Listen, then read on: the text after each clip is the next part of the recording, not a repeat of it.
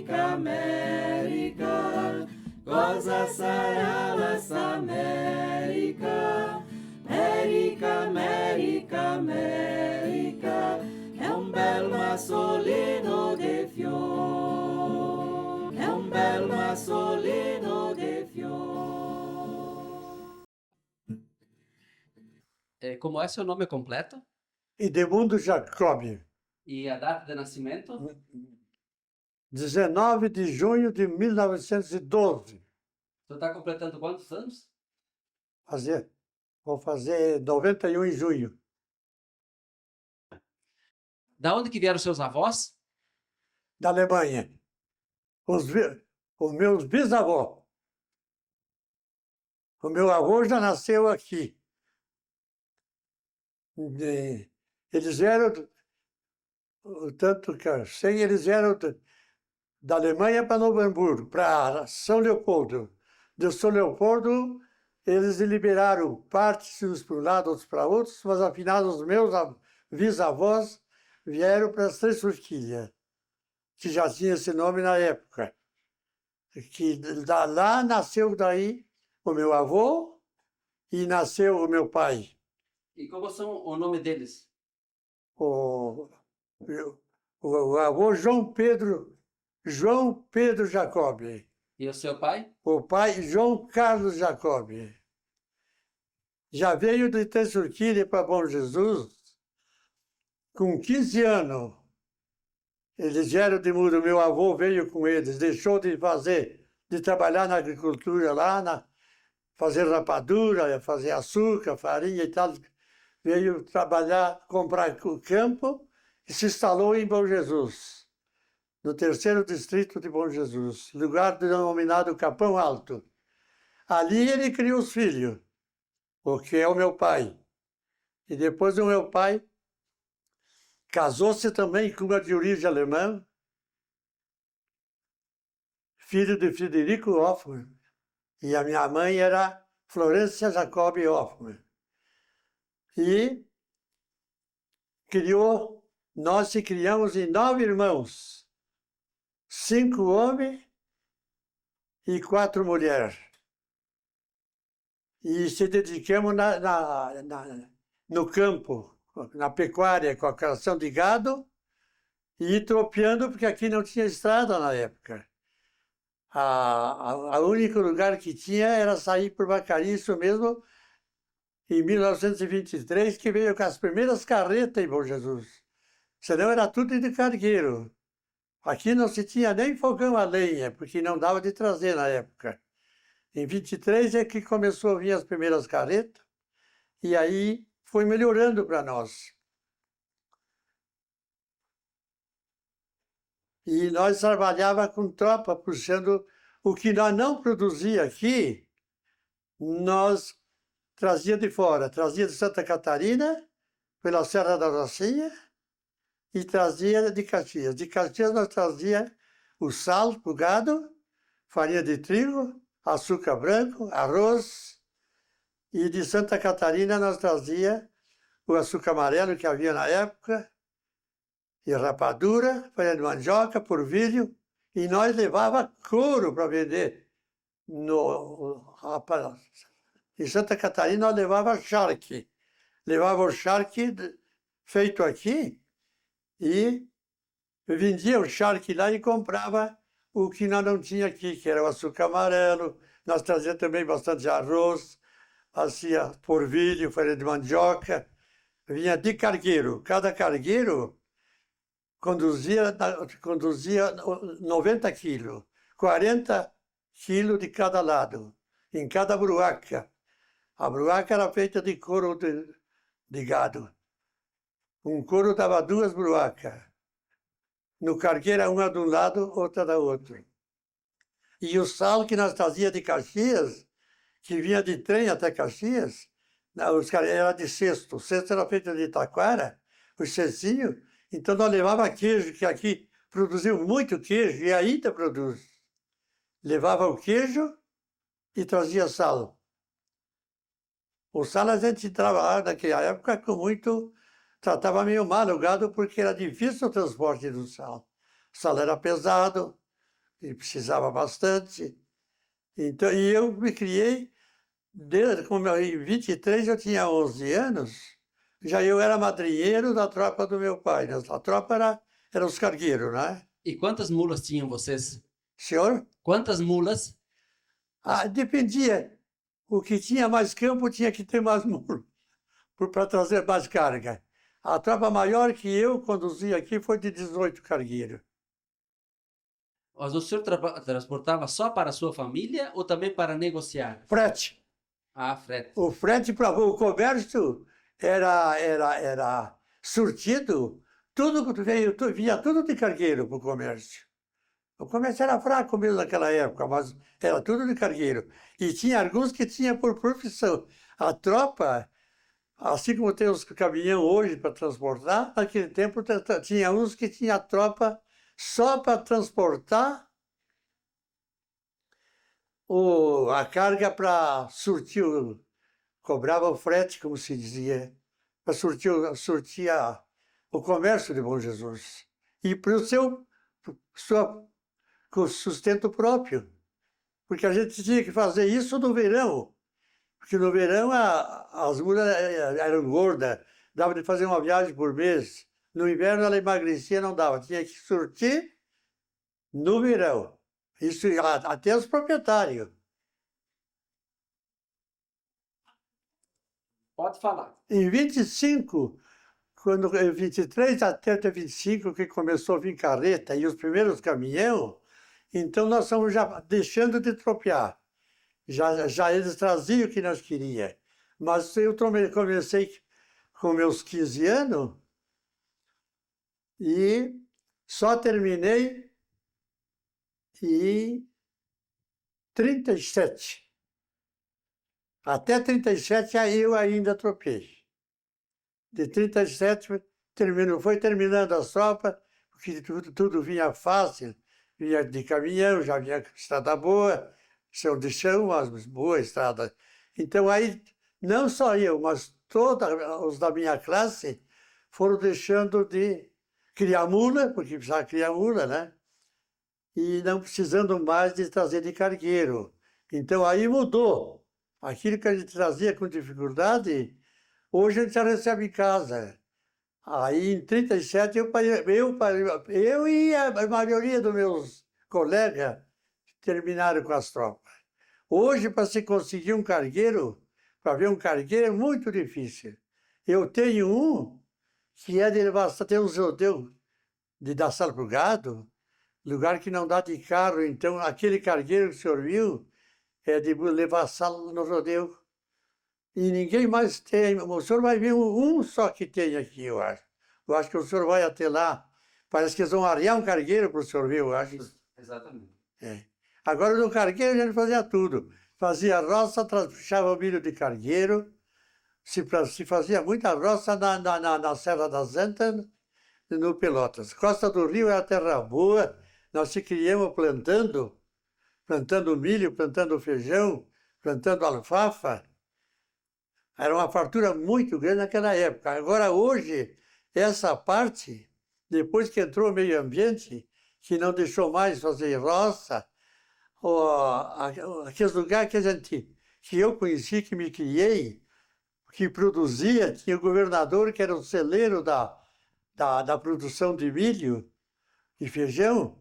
Hoje o senhor vai lá, não vê quase mais ninguém. Essa gente não puderam mais fazer, foram embora para os arrabaldes de cidade, lá estão criando o marginal, criando essa pobreza, né? Não tem cidade que não tenha favela.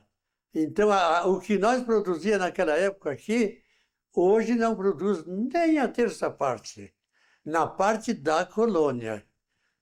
Agora o pessoal está indo para a parte do campo, fazendo lavoura no campo, mas com muito dispendiosa, porque depende de muito tratamento para nossa terra, que é muito ácida. Precisa calcário, precisa adubo, incentivo para não matar, para cuidar da planta, mas ele produz muito. Aqui está produzindo muita maçã e muita batata. Da onde que surge a mula, então?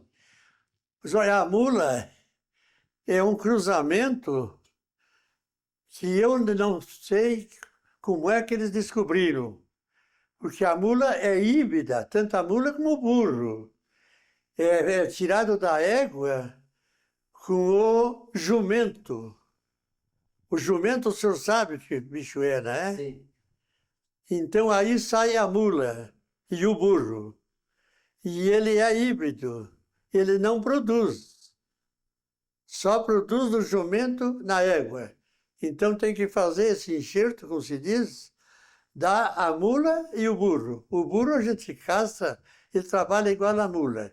A mula nunca tem o cio, é um animal forte, aguenta 24 horas com 110 quilos, porque a carga completa, com arame e, e a quantia de carga que está atrás, dá 110 quilos.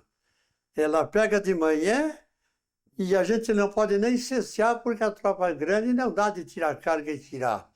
Então a gente faz o pouso mais cedo. E os pousos, aí a primeira coisa tem que se preparar antes, adelgaçar a tropa, olhar os cascos, preparar, adelgaçar as mulas bem. E o serviço das mulheres, das donas da fazenda, as mulheres dos patrão e empregadas, faziam a alimentação para nós comer na viagem.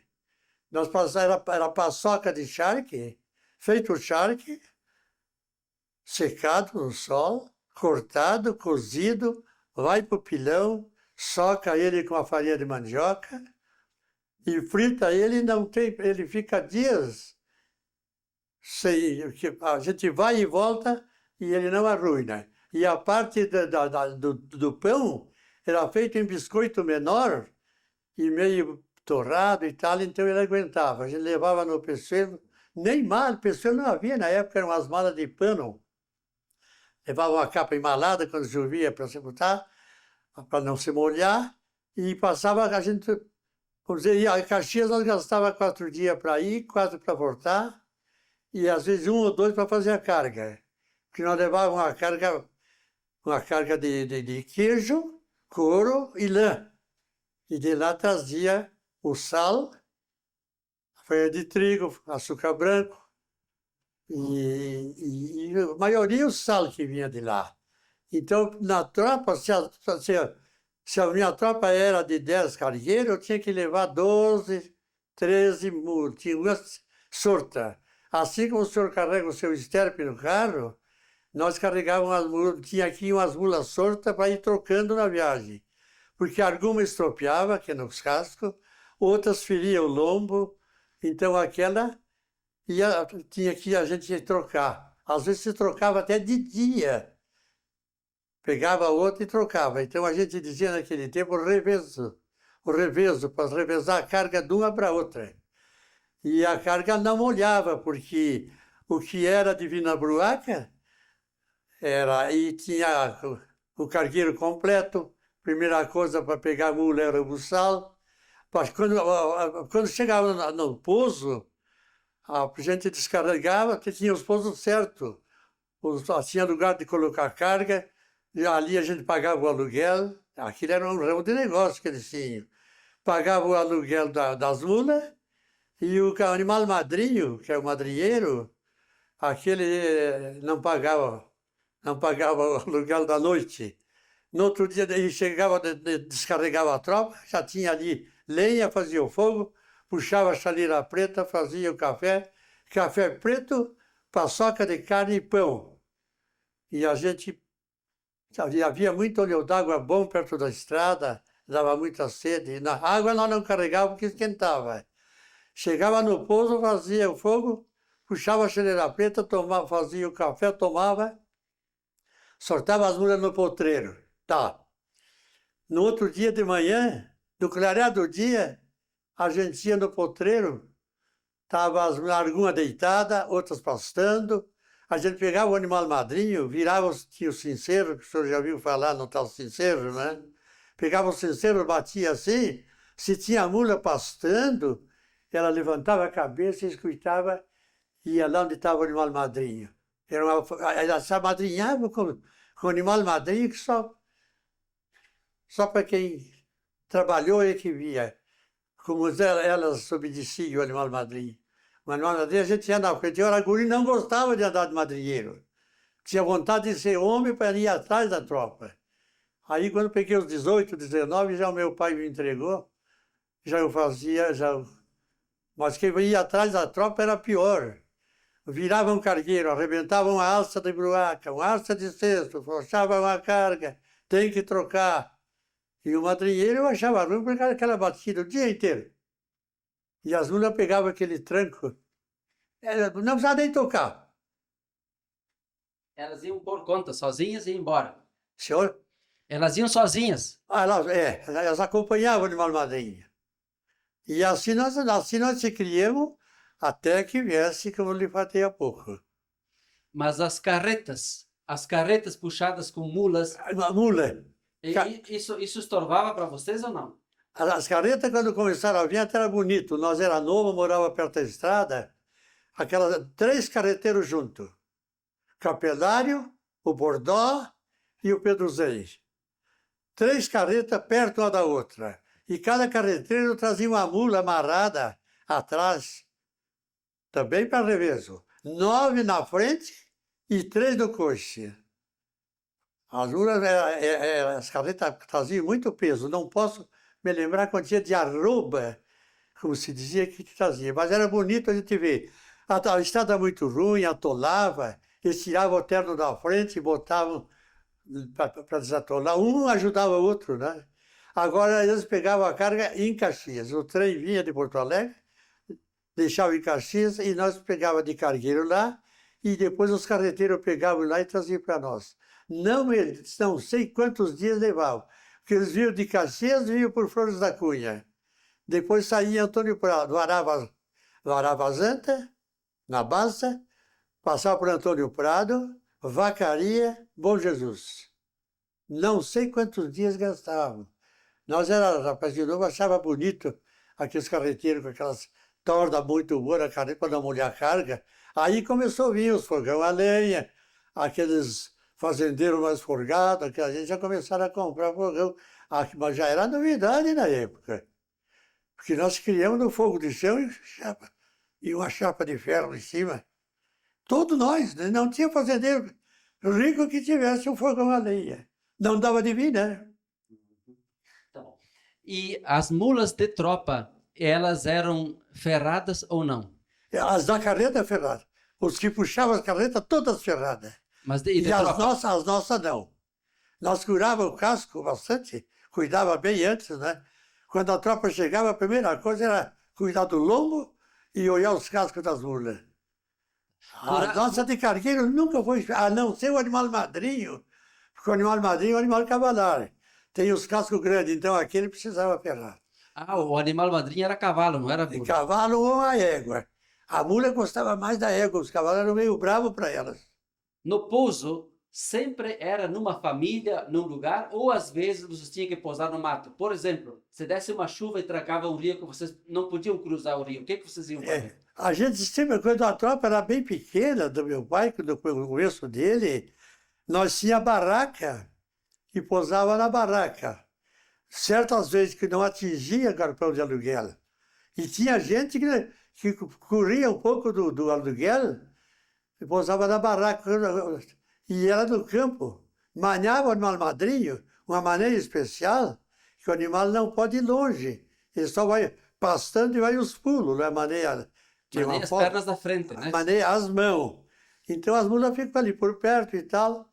No tempo bom, se pousava no campo. Mas os donos dos campos, onde tinha essas pousadas, eles iam lá e consumiam com as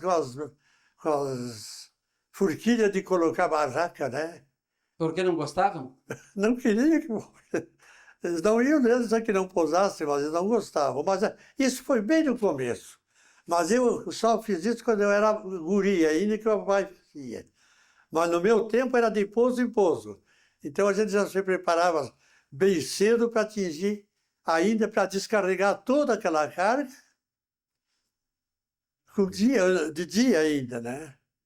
E a Mas- barraca bem no início era feita de quê? A barraca era feita de algodão, de um algodão grosso. Ela, quando chovia, ela respingava um pouco para dentro, mas quando a tropinha era pequena, a barraca grande dava de atingir. Agora, a carga nunca molhava, porque nós não falamos ainda nessa parte, porque pegou a mula de manhã cedo, botou o cabresto é aquele que pega dela. Depois vem, olha bem o lombo que você tá, porque ela não se espojar, que quando a gente solta elas de tardezinho, de noitezinho, ela se deita e se rola, porque ela suou bastante e ela se vira de um lado para outro, se esfrega, porque ela está molhada de suor, então aí ela fica melhor. No outro dia, o tropeiro já tem que passar bem a mão para ver o lombo como é que está, coloca o bacheiro, coloca a cangaia, deixa toda ela preparada, aí vai tomar o café. Depois que toma o café, é que vai erguer a carga, um de um lado, outro do outro. Quando eu viajava com o papai, que eu era guri, ele erguia de um lado e eu ficava escorando daquele lado até ele trazer a outra. Porque era só ele e eu não podia, com a bruaca ou um cesto de sal, né? E então, depois, tomava café, colocava a carga, o ligar era um corinho liviano, bom, botava por cima, não molhava. Podia chover porque não molhava a carga. Um couro de uma res nova, um corinho liviano, chamava-se ligal. De porco também? Não era de porco também? Couro de porco? Também. Se usava o couro de porco, mas o papai não gostava. Era muito fedido quando esquentava o sol. Nem que tirasse bem a graxa. Ele era impermeável, mas era mais pesado e tinha um cheiro ruim com o sol quente. Nem que desgraxasse bem quando se tirava, o papai não gostava muito. Mas todos nós usávamos couro de uma res nova. Chamava-se ligal.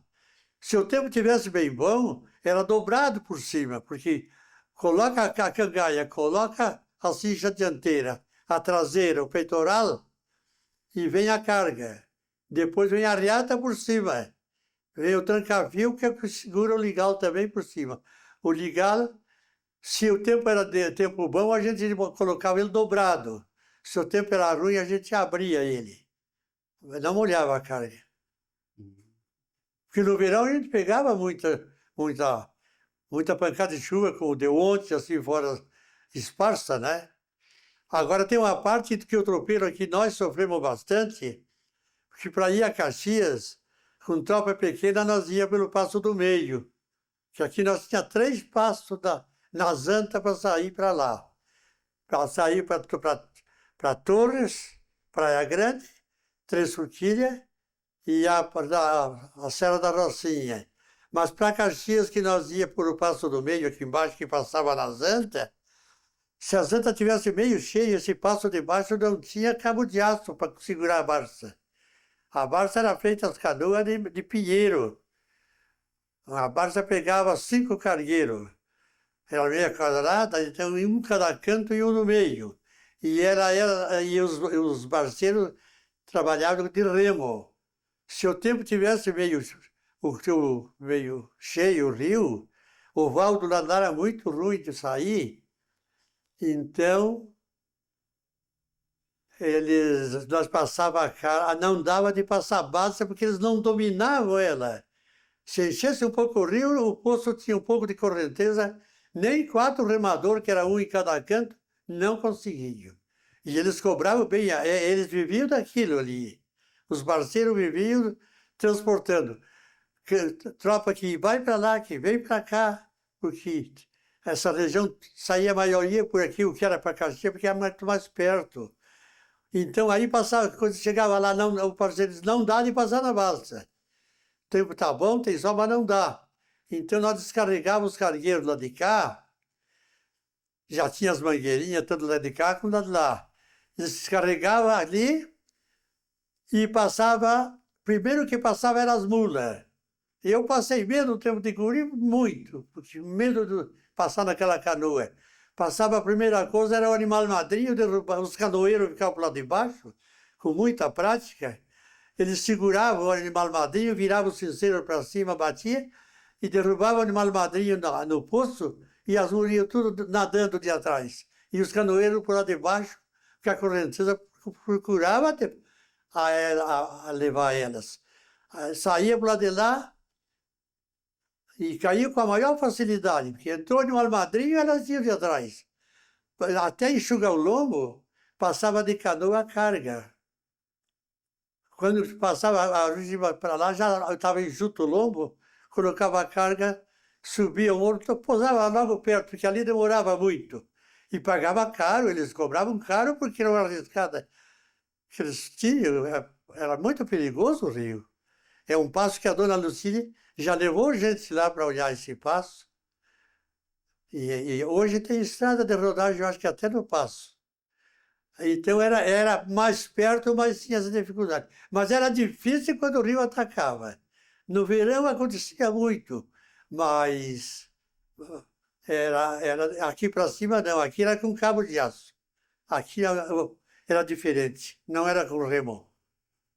Ficava Caxias, fazia a carga e depois vamos voltar. Todo dono de campo fazia isso. Uma viagem por mês, e daí? Uma viagem por mês? Aqueles que faziam bastante queijo, o que produziam muito, então de 30 em 30 dias dava uma viagem. Mas alguns não, tinha muitos que era menos. Porque aqui é muito variado, um tem tantos hectares, outro tem mais. Fazenda grande mesmo não tem. O senhor disse que quando era menino, quando era guri, fez muita, como é que é, travessice aí com as mulas, tá? Nunca aconteceu de afogar alguma mula, perder no rio, quebrar uma perna, cair num paredão, qualquer coisa? Nunca aconteceu acidente com as mulas? O guri do sítio, nós se criamos no sítio, né? Era... Quando peguemos uma certa idadezinha, já tinha para ir para a aula, né? Então, nós já começamos nas aulas particular, depois municipal, mas o guri se criou muito judiado no frio, no tempo, pelo chão. Naquele tempo, criança, guri grande, não usava calçado, era pé descalço. Até as tamancas já ficava debaixo da cama, não levantar. O pai era muito enérgico, soube criar os filhos, soube ensinar a trabalhar. Que roupa vocês usavam no inverno? Porque aqui em Bom Jesus é muito frio. Como é? Que roupas vocês usavam no inverno? No inverno, que roupa vocês usavam quando eram meninos? No inverno a gente passava muito trabalho por causa do frio. Não usava bota, não. O guri não usava bota, não usava sapato. Passamos muito frio. De madrinheiro eu passei muito frio dos pés. Tá. E no corpo? No corpo, médio, não era muito bem agasalhado também. Era com lã? Capa não tinha. Naquela época era feito, tinha umas que faziam o tal bichará, que ainda falo até hoje, já viu falar, né? Sim. O bichará era feito de lã. E quando estava enxuto era muito quente, mas molhou, era pesado e passava água. Se fosse uma chuva forte, bastante chuva, passava. Agora os chapéus, sempre usamos chapéu bom. O chapéu precisava ser bom que não vazasse água. Então tinha duas marcas de chapéu que tem até hoje, o Rameson e o Curi. Aquilo a gente tomava chuva o dia inteiro aí de viagem e não passava água no chapéu, só que fosse muito velho. E a capa? A capa ideal, capa boa. Depois que ficamos grandes, se criamos de bichará até o Arthur, porque a capa era cara, não era qualquer um que comprava. Vem a capa ideal que vem até hoje. Hoje tem capa... naquele tempo ainda eram melhores as capas. Sim. E de noite para dormir, que o senhor não perguntou, Isso. a gente de noite estendia o ligal, que é aquele corinho, botava os pelegos que eu passava. Uma pena não ter aqui a badana, nós tínhamos badana de couro de pardo, que é para botar em cima do pelego para não ser muito quente no verão, né? Esses tempos, quando vieram uns aqui, eu tinha, mas agora não tenho aqui. Então, a cama para dormir, estendia o ligal, se tinha assoalho, assoalho. Se não era assoalho, é um chão batido. Colocava o ligal, botava os pelegos, 2, 3 pelegos que a gente usava o dia inteiro, botava os arreios feitos travesseiro, e a gente carregava um cobertorzinho para se cobrir, porque a capa não dava de contar com ela. Ela era embalada, vinha na garupa. Mas se chovia, se molhava. Então, e se dormia a noite inteira, porque passava sobre uma coisa o dia inteiro a cavalo, no sol, com vento, com pó, porque a mula na estrada deixa muito pó. Se o vento é de lá, o pó vem tudo para o lado do tropeiro. E nos pés, quando o senhor tropeava, nos pés, era pé descalço? Quando era guri? Quando o senhor era guri, tropeava de pés descalços? De roupa na estrada? Não. Nos pés descalços? Ah, eu fui calçar bota com 15 anos. E antes disto, o senhor tropeava de pés no chão ou não? De pé no chão. Não, não. Quando o homem calçado de bota é espora. A espora é indispensável. Se a mula não era muito, às vezes meia lerda, o gaúcho, chapéu bom, bota espora. Sabe a espora como é que é, Sim. né? Sei como é que é. Isso se usa. Até hoje, eu tenho um filho que gosta muito de usar. Se o animal é meio lerdo, não precisa sujar. Cutucou um pouquinho com a espora, ele Vai embora, né? ele vai embora. Alguns não gostam muito. Quer dizer que acidente o senhor nunca sofreu com mulas? Acidente com mulas, o senhor nunca sofreu? Não. Com tropa, não. Acidente, eu tropa. Peguei diversos na lida de gado. Ah, é como é que é? No campo, para lidar com gado bravo, laçar no campo, a cavalo. Isso, levei diversos acidentes. Só nunca me quebrei nada, mas cheguei bastante. Porque nós lidávamos, o meu sogro tinha um gado muito bravo e tinha muito gado que tinha que vir no laço, laçar na coxinha. Agora eu gostava, para laçar, sair aí na coxinha com um animal bom, não errava a armada, sabe? Era das coisas, pialar e laçar foi coisa que sempre eu gostei e soube fazer. Qual é a pialá, o que que é? Pialar é na mangueira para derrubar reis. E como é que faz? Pega Pialar pelos dois pés, eles correndo, ninguém levava o laço para pegar os dois pés. Até uma época, os fazendeiros daqui eles usavam derrubar o gado todo ano. Na saída do verão, princípio de outubro, era derrubado e dava uma dose de sal. Tosava bem a crina, cortava a cola, porque se vendia o CDI na época, né?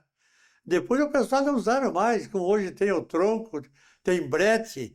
Mas o pialá é coisa muito bonita. O homem que sabe pialá é bonito de se ver. Às vezes vem correndo na mangueira de pialá pelos dois pés. Nas mãos, não. atrás tem que ser. Nas mãos, se derrubar, se pialar pelas mãos e puxar, é um tombo e machuca a rei. Piala pelos pés e o negão vem na cola, puxava, derrubava a reis, virava, escornava, como se diz, virava com a boca para cima, e nós, guri, eu não gostava, tinha que carregar sal e água.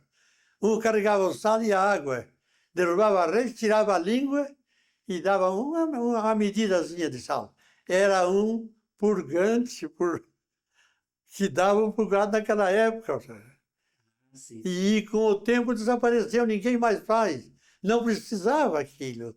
Aquilo era uma tradição dos mais antigos aqui, né? Mas foi longe. Eu ainda fiz muito quando eu já lidava com as minhas lidas. A reunir os vizinhos. Tem gente pianador, tem gente que manobra. Aqui tem esses torneios que eles fazem aí, coisa mais bonita. Assim como Vacaria, Bom Jesus, eles fazem gente que sabe laçar, sabe pialar, sabe andar, prova de rédea. É muito bonito. Você já viu falar no rodeio de Vacaria, né? Sim, tem já. É o maior Da região aí. não é só da região, é internacional. E as boleadeiras? O senhor nunca usou boleadeira? A bolhadeira? É. Tive em casa para bonito, mas nunca trabalhei com ela e também não vi ninguém trabalhar, porque no meu tempo já a bolhadeira não usava mais. Assim a maneia também. Depois eu quero lhe mostrar o aparelho que a gente usa hoje. Eu tenho aí, porque eu quero mostrar depois. Agora a bolhadeira dizia que os mais antigos que sabiam, era muito bonito. E muito difícil de saber fazer. Mas essa eu não tenho conhecimento. Conheci elas, é com 3. É com 3.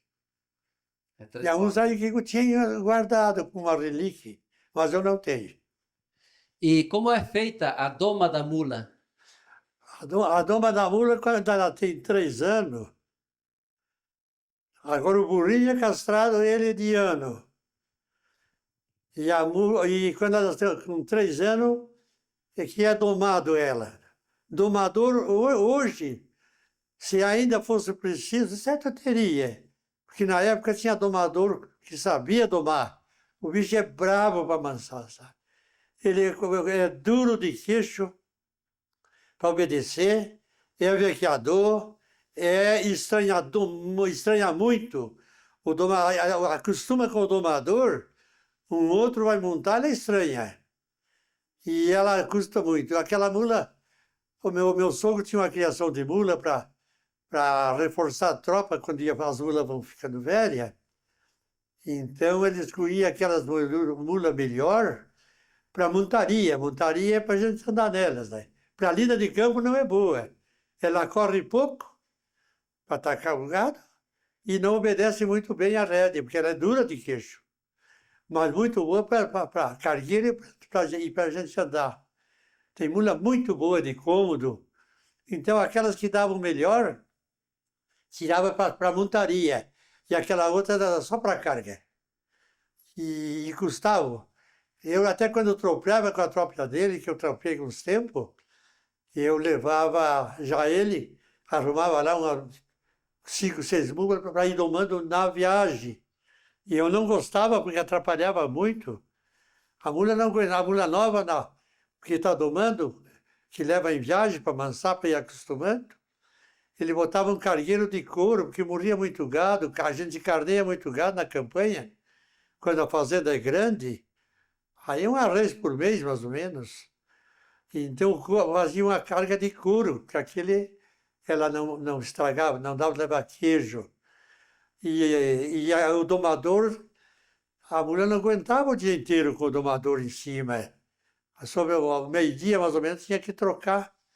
Eu já carregava um laço curto, lá fazia uma daquelas, e trocava a montaria, porque ela não aguentava o dia inteiro. Mas era um meio muito bom para amansar. Para a carga, era acompanhar a tropa. Estrovava muito, mas a gente fazia assim. Mas era um bicho que dava. Hoje não tem mais, é muito difícil quem tem uma mula, muito difícil do homem do campo aí que tem uma mula. E um cargueiro também difícil. O senhor vai ver lá onde a Dona Lucília vai com. E a mula empacadeira, o que vocês faziam Tem. com ela? A mula empacada. Tem outras molhadeiras também. No tomate tem um animal que o domador montou, não querer sair, que vai 2 amadrinhadores, um de um lado e do outro. E ele vai no meio, atendendo para cuidar do domador. Aí tem umas que empaca e a outra, quando arranca de vereda. E outra ceboleia. Ceboleia com aquela cai? E Rola? ceboleia, o domador tem que abrir a perna, senão ele fica por baixo. Mas tinha gente que domava bem. E eles conseguiam tirar esse vício ou não? É difícil demais. Difícil de tirar. Tinha alguma que tinha que botar cachorro muito ensinado a pegar no garrão da criação, trazia o cachorro. O cachorro pegava no garrão da mula, ó. Era o único jeito que ela escapava. Ela se assustava e corria. E se molhasse, o domador não fosse meio vivo, ele ficava carregado. E como é que ele fazia para tirar esse vício? Esse defeito da mula? Pode tirar o defeito? É. É o serviço. Desenganar ela. E termina se desenganando. Ela vai teimando até porque o homem, sabe como é? Já Deus deu uma sabedoria para ele muito grande, até isso. Domador bom que sabia endireitar. No fim não empacava mais. É. Tá. E, O senhor desceu alguma vez pela Serra da Rocinha? Como é que era a descida ali? a primeira vez que eu disse era guria ainda de madrinheiro. Quando chegamos na boca da serra em cima, eu parei e perguntei para o papai como é que eu fazia. Ele disse, tu vai na frente. E naquele lugar mais ruim, tu puxa o animal, apeia e puxa. Se vier com um grito, tu grita, tu vai na frente e grita que esperem lá no rodeio. Então a gente gritava e aquele que vinha subindo esperava, porque tinha 3 rodeuzinhos que dava de se comunicar. Mas eu tinha muito medo e eu descia a maioria das vezes a pé, nos lugares mais ruins. Descia a serra, saía nos Barriga Verde, como se diz. Até a pronúncia deles naquele tempo era diferente. Eles falavam bem cantado. Não vou, não. Mais ou menos era o dialeto deles. Uma zona pobre. Eram os engenhos de cana e de farinha de mandioca. Uns trabalhavam com cana para fazer o açúcar e a rapadura. Puxada a boi, com 2 boi.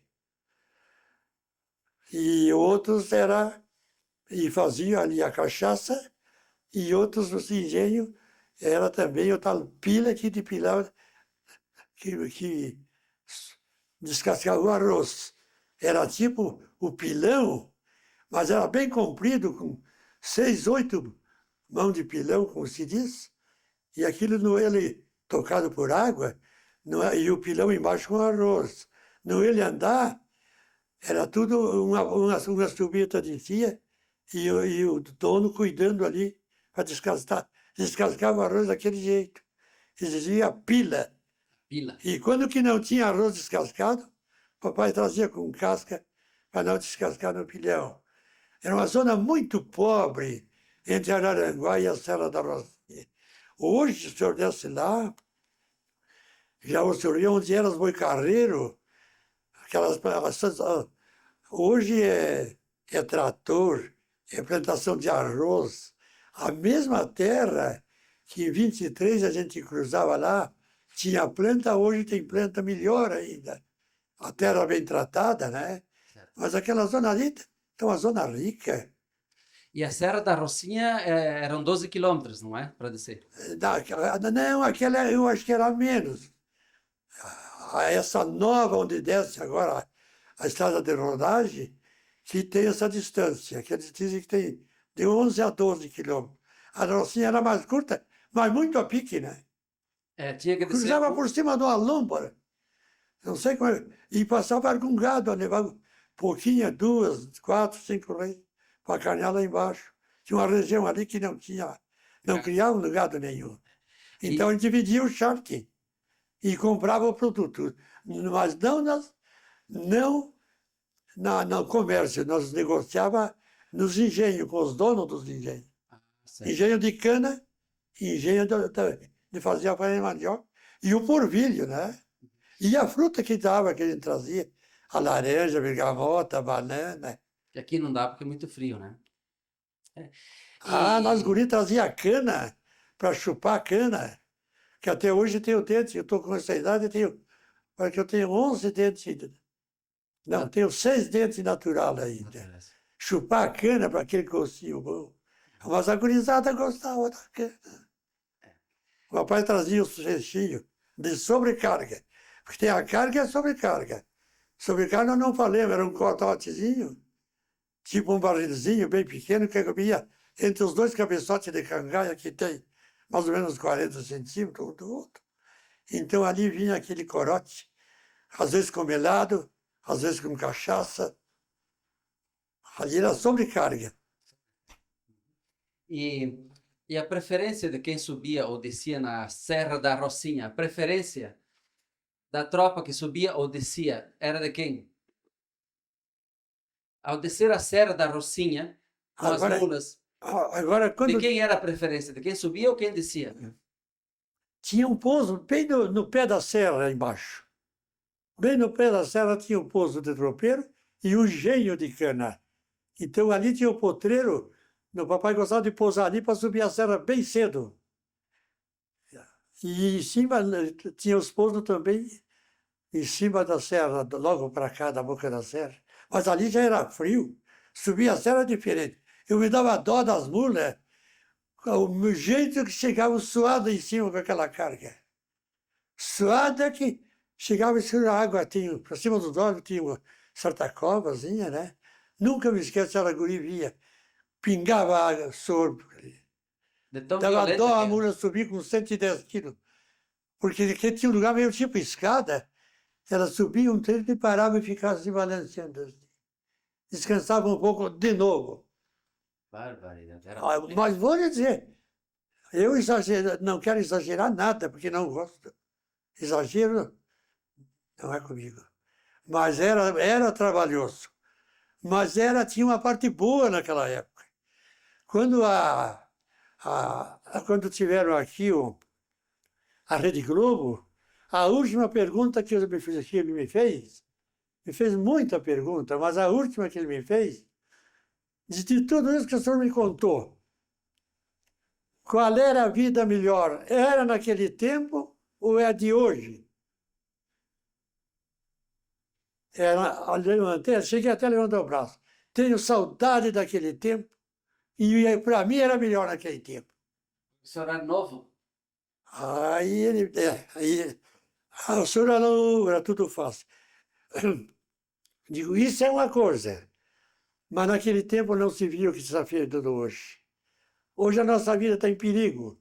É roubo, é latrocínio, é estupro, é morte. Não se tem segurança tem, mas quem é que vai segurar tudo isso? Não vou falar que não tem segurança. Tem. Tá. Viu? Eu gostaria que o senhor falasse um pouquinho agora daquela vez que seu pai teve que descer. Aquela vez que vocês tiveram que fugir por causa dos borgistas. Aquilo foi em 23.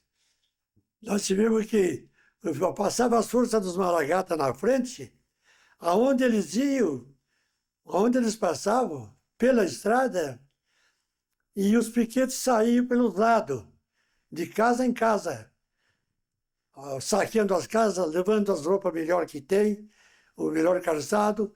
Os donos da casa estavam no mato escondido, ficavam só as mulheres, mas eles nunca abusaram das mulheres, né? Respeitavam. Mas os homens eles queriam, o que era novo eles levavam junto. Tinham que se esconder porque eles levavam mesmo. O animal ia cansando, aonde eles acampavam, era tipo cigano. Os animais estropiados e pisados, como se diz, eles deixavam e pegavam os outros. E quando o meu avô soube que eles vinham se aproximando, mandou avisar e o papai reuniu as mulheres dele, reuniu dos cunhados dele, de 4, e do meu avô Jacob, que é o avô paterno, e o papai me levou junto. A mamãe fez lá, matou uma meia dúzia de galinha, fez uns revirados, umas paçoca de galinha e pão, com pressa, porque senão eles alcançavam nós. E descemos lá abaixo. E o papai me levou junto, porque eu era o companheiro dele. Quantos anos o senhor tinha na época? Mas que eu sofri, rapaz. Ficar longe da mamãe e dos irmãos, que a gente estava acostumado junto, e ficar lá uns 2 meses, sem poder subir, sem saber notícia de nada. Eu chorava de começo, depois até acostumei. O papai arrumou a casa do compadre dele lá, para nós parar, porteiro, arrumaram um porteiro bom para botar as mulas, e fiquemos lá até que entrasse o tal armistício. Já viu falar, né? Sim, sim. Então aí não pode brigar. Aí já há respeito. Aí nos comunicaram, que nem me lembro como. Aí subimos de lá para cá. As mulas muito magras, o papai já trouxe uns cargueirinhos de comida para casa e chegamos em casa. Mas quando cheguei em casa, de longe que avistei a casa, lá parecia que mentira. Porque eu estava acostumado a sair, mas era 8 dias, mas ficar aí 2 meses sem saber nem. E não era só nós. Os pequenos que saíam por os lados saíam rebanhando o animal bom. O que é animal bom, eles iam pegando. E o que era gente nova, eles iam levando. E se avisasse, tinha que ir junto. Levavam. Uma época que ninguém dá o valor na liberdade. nessa palavra liberdade. Porque tendo liberdade e não tendo é só para quem passou por isso. Pode passar. O senhor tinha 11 anos na época, né? Eu tinha 11 anos na época. Quando as sortes passavam, os maragatas passavam, que deixavam os animais cansados, nós tínhamos vizinhos lá, uns rapazes, nós gurizão, nós íamos buscar os animais cansados, estropiados, que eles deixavam, e iam pegando, porque eles levavam tropa de cargueiro para levar o comboio, né? E então nós levávamos os animais, fomos lá buscar, fomos lá, porque não ficava muito longe da estrada, que ia para Santa Catarina, nós fomos buscar os animais estragados para curar. Nós, sei. gurizão. Sim. Mas com E deu sentimento. certo? E deu É. certo? Estavam os animais, uns cansados, outros morriam. O meu até morreu. Mas o do meu irmão era um cavalo muito bonito, muito judiado. E os vizinhos, cada guri levou um. Eu fui o mais sem sorte, o meu morreu. De judiaria, se eu ver uma coisa.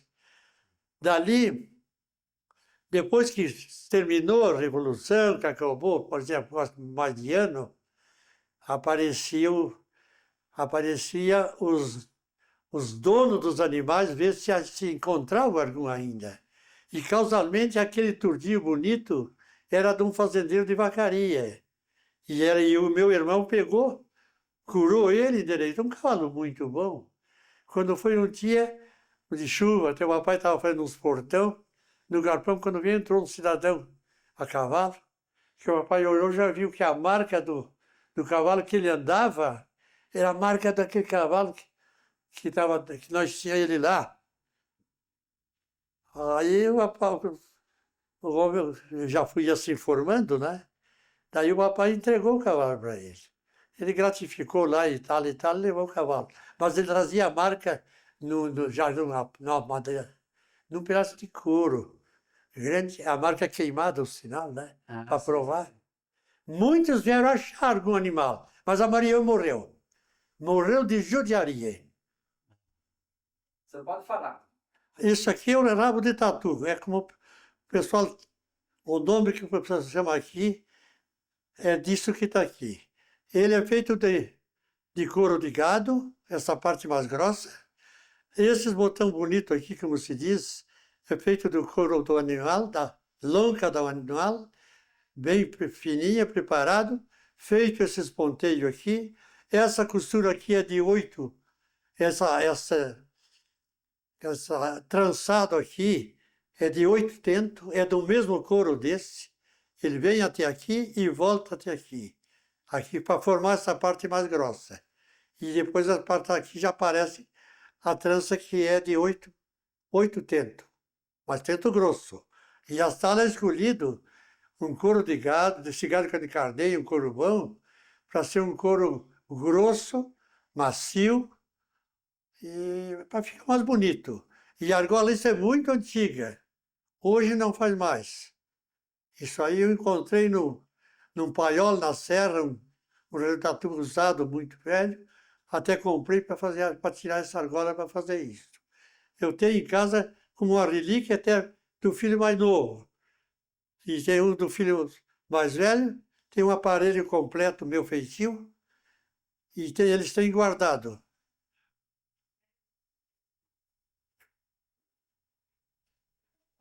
Agora esse aqui o senhor disse que é de couro de cavalo, tá? Quer falar mais alto?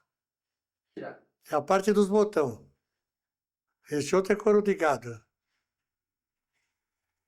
E essa trança é de 8 tentos. Até essa altura aqui é com 16, porque vem dupla, para engrossar. Chama-se rabo de tatu. Isso, quem usa muito é os domadores que usavam. Porque não pode surrar o animal com reio de soiteira.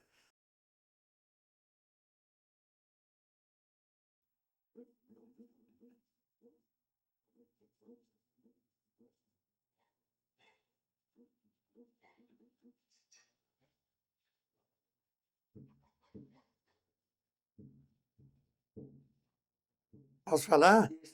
Essa serrinha é feita de couro de anta, que não existe mais. E ela foi feita para igualar o aparelho, né? Aqui é ponteada e é colocada por cima, fica colocada, fica a cabeçada que pega do animal em cima, nas orelhas, isso que pega por cima do focinho do animal. E no puxar na rédea, isso aqui ajuda o animal a obedecer melhor. Chama-se serrilha. Agora, essa é de couro. A serrilha mesmo antiga era de metal, serrilhada por dentro. Mas hoje não fazem mais. Nem no Evelyn, em Porto Alegre, em Caxias não faz. O pessoal faz de couro.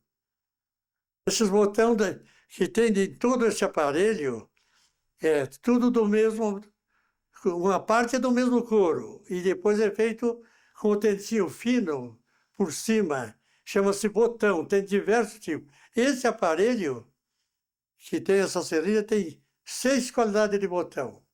Todos são difíceis. A gente aprendeu em novo, porque nós, quando era rapaz, na minha época, nós tínhamos que ter o nosso cavalo bem encilhado, um aparelho bom, bonito, uma badana, um aparelho completo. Isso era de nós passear, de nós ir nos nossos bailes, visitar nossas namoradas. E o capricho era um cavalo bem encilhado. Entendeu? Com as botas bem lustradas, esporinha de metal, esporinha branca para ficar bonito, lenço no pescoço. Mas hoje vão de carro, mas no nosso tempo era a cavalo. E por isso nós aprendemos, eu e o meu irmão mais velho, aprendemos a lidar com couro para nós fazer os nossos aparelhos, não precisa nós comprar. Nós éramos fugir aprender a fazer. Isso é muito custoso. É muito difícil hoje quem faça. Porque tem diversos tipos de botão. Aqui tem outra parte importantíssima, que essas ponteiras que eu lhe mostrei. Que é mais ainda do que isso aqui. É só olhar bem e ver o que é que ela tem aqui. Depois o senhor olha para o senhor ver.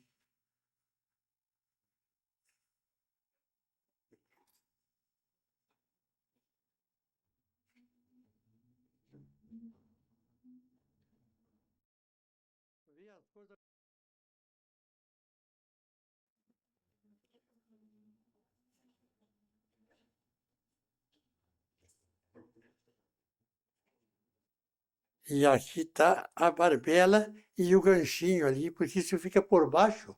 No puxar o freio, ela aperta por baixo, o animal obedece. Maria é. São duas o quê? São duas maçanetas? Maçanetas? Senhor? São o quê essas aqui? O tentinha de couro longa de animalzinho bem novo, que é bem fininha. Muito difícil de fazer esses botões. A parte completa é maçaneta. Isso é para ficar pesada, para não cair. Para a rédea não cair no chão quando a gente apeia, né? Ela faz um peso e a rédea não cai. Amarra o animal pelo buçal.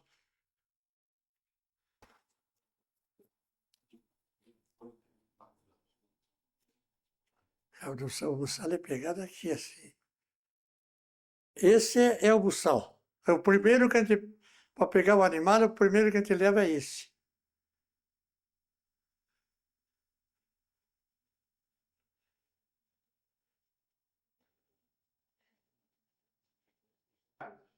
Posso falar? Esse aqui é o peitoral, é o que segura o arreio para não sair para trás. Rabichos não se usam mais. Então ele é botado dos dois lados para dar o tamanho do animal. Conforme o animal, assim é o tamanho do peitoral. Dá ponto aqui, ó. E aqui está o famoso couro de anta, do Mato Grosso. É uma peça muito importante. Não deixa o quê? A montaria sair para trás, segura no peito do animal.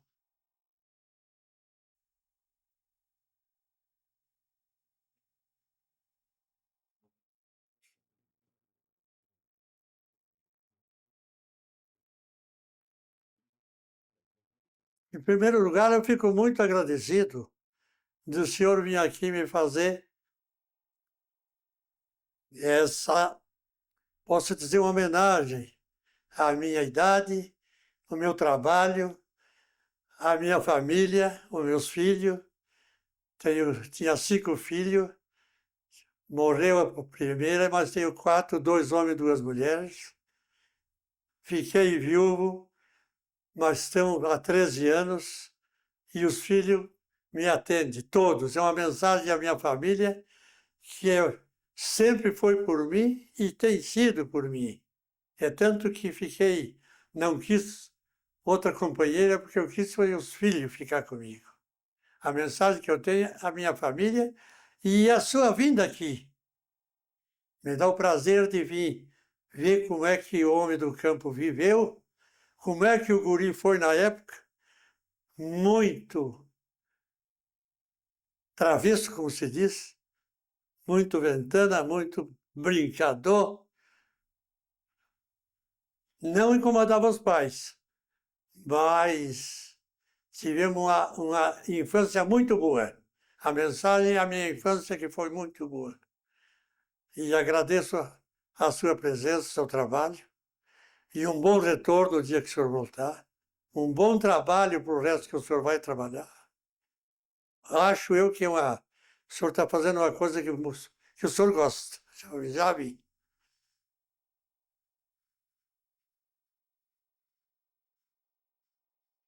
Então nós ficamos muito agradecidos e muito obrigado. Então. Polenta e Liberdade não é apenas um livro.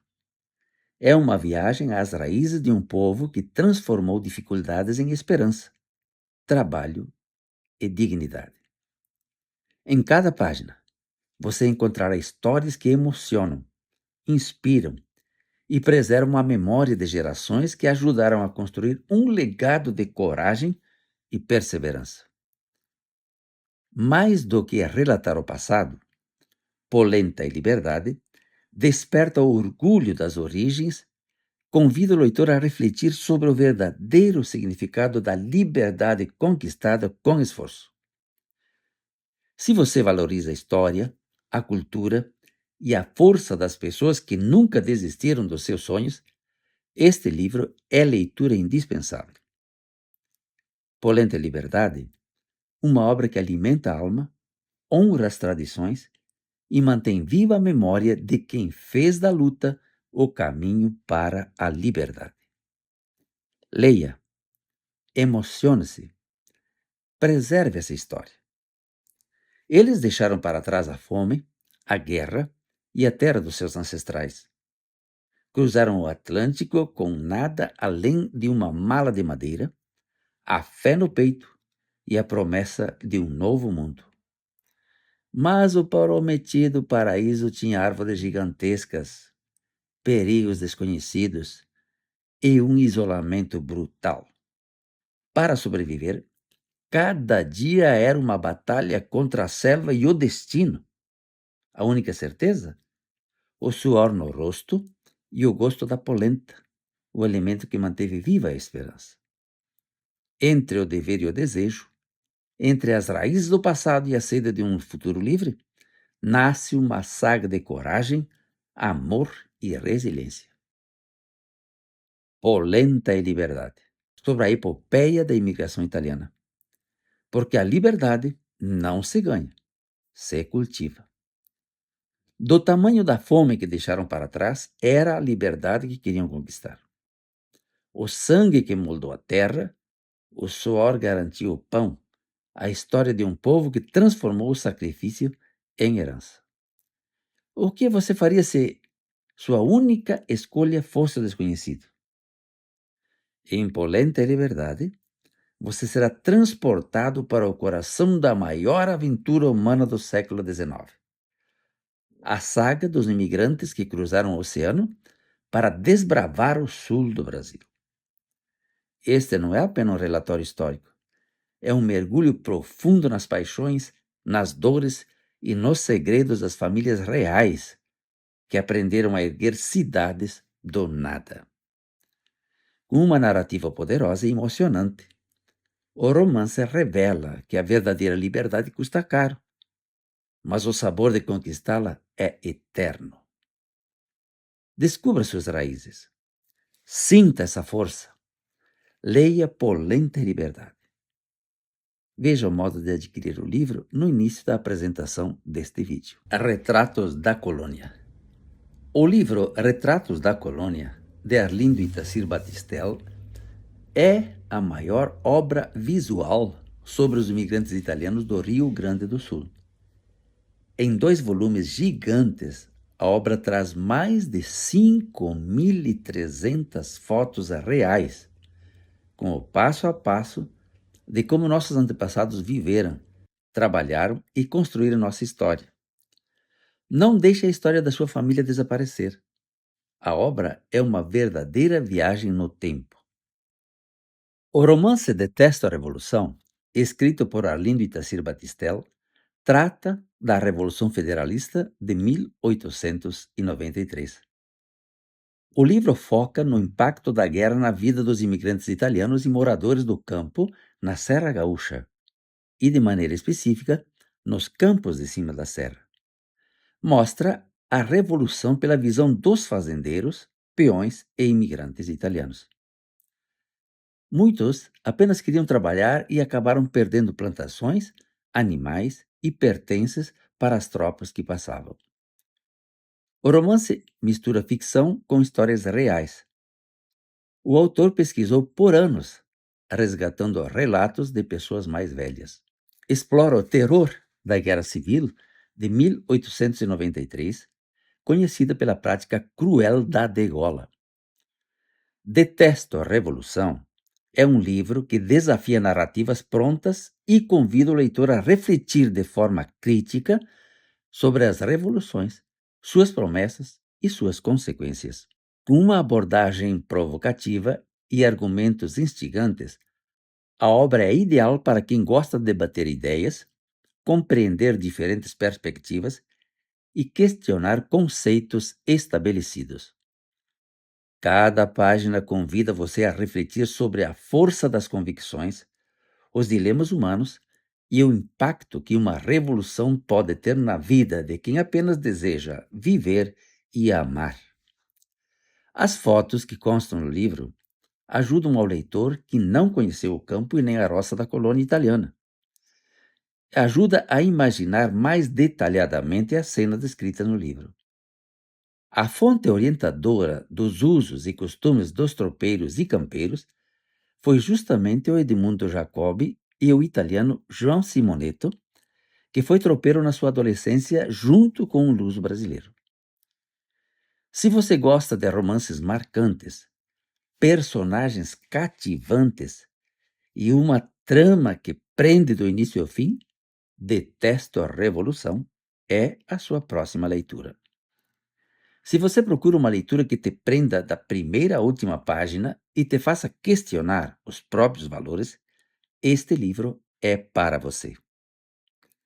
Garanta o seu exemplar agora e embarque nessa jornada e veja o endereço das livrarias para sua aquisição na apresentação inicial do vídeo. Esta trilogia lhe dará uma noção completa de como foi a imigração italiana no Rio Grande do Sul. Você pode encontrar informações aqui debaixo, nos cards. Se você gostou desse vídeo, deixe o seu like, se inscreva no canal e compartilhe com seus amigos. Muita gente gostaria de assistir esses vídeos, mas não sabem que existem. Então compartilhe com eles. E sábado próximo, às 20 horas, nos encontraremos novamente. È un bel massolino de fiori.